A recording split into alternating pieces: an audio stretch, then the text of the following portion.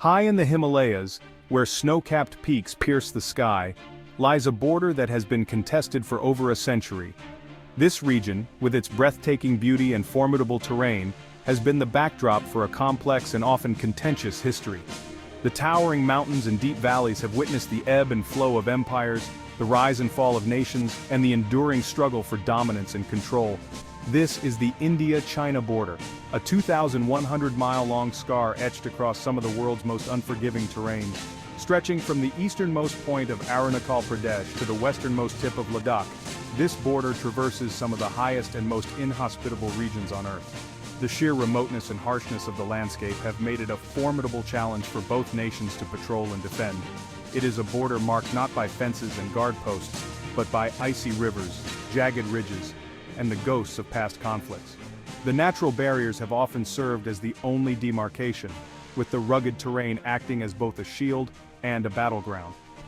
The memories of skirmishes and standoffs linger in the cold mountain air, a testament to the enduring tensions that have shaped this region. The roots of the dispute lie in the chaotic collapse of British colonialism in South Asia. The British, in their quest to control the vast subcontinent, drew arbitrary lines on maps, often with little regard for the complex ethnic, cultural, and geographical realities on the ground. These hastily drawn borders sowed the seeds of future conflicts as newly independent nations grappled with the legacies of colonial rule. As India and Pakistan gained independence in 1947, the lines drawn on maps by their former colonial overlords became flashpoints for future conflicts. The partition of India and Pakistan was a traumatic event, marked by mass migrations, communal violence, and deep-seated animosities. The borders that were meant to define new nations instead became sources of contention and strife.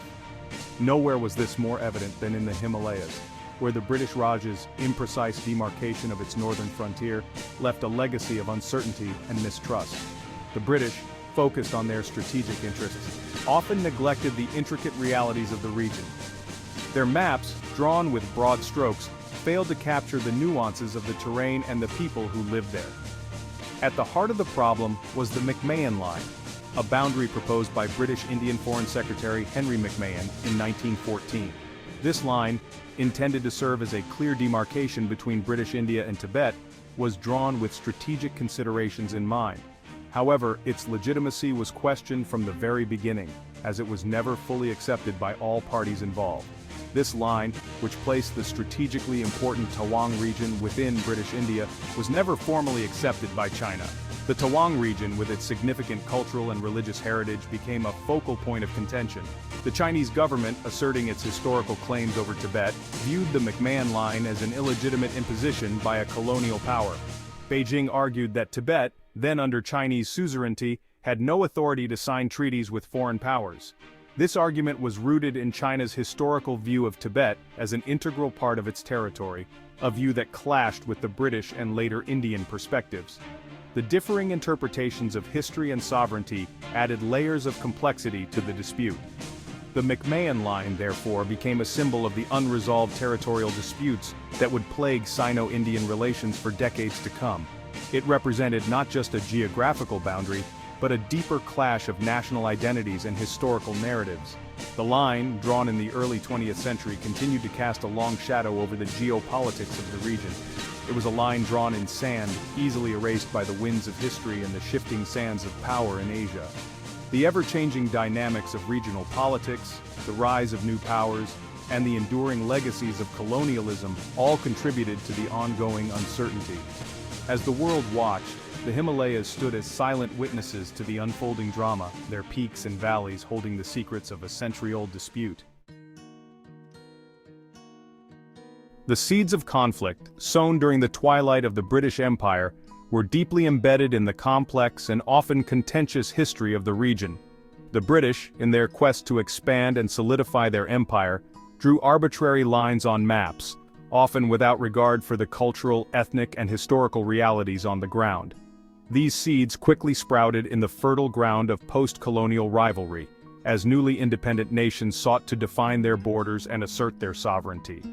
The end of British rule in India marked the beginning of a new era, but it also left behind a legacy of unresolved territorial disputes.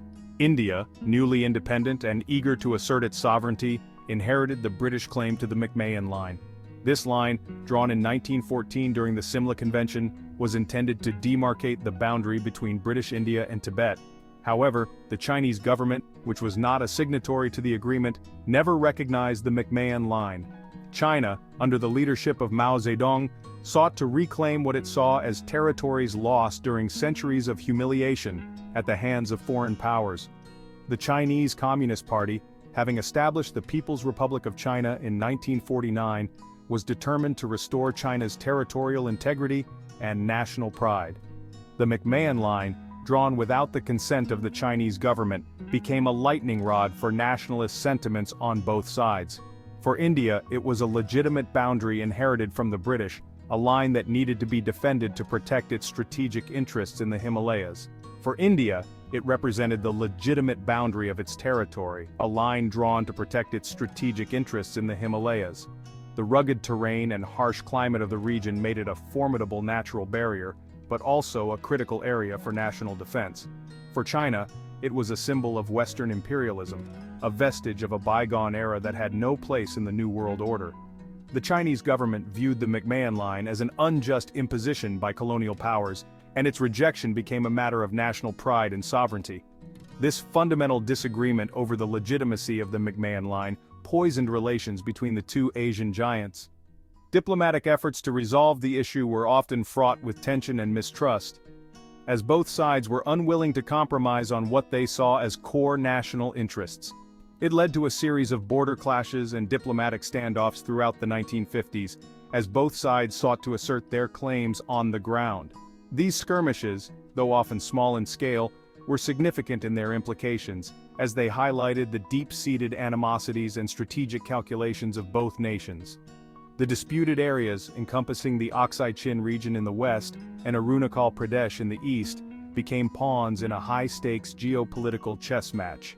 These regions, with their strategic locations and challenging terrains, were not just pieces of land, but symbols of national pride and sovereignty for both India and China.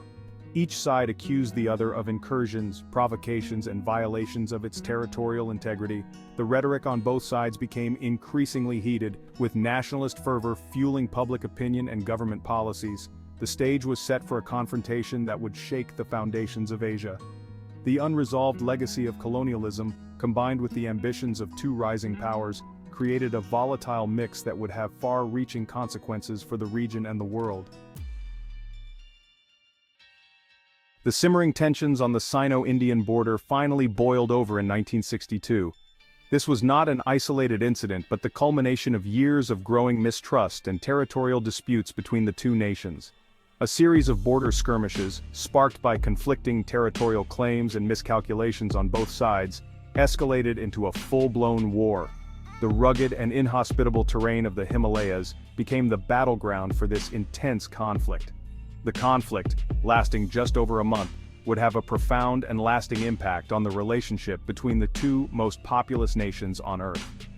The war not only altered the geopolitical landscape, but also left deep scars on the collective psyche of both countries. The 1962 Sino-Indian War was a humiliating defeat for India.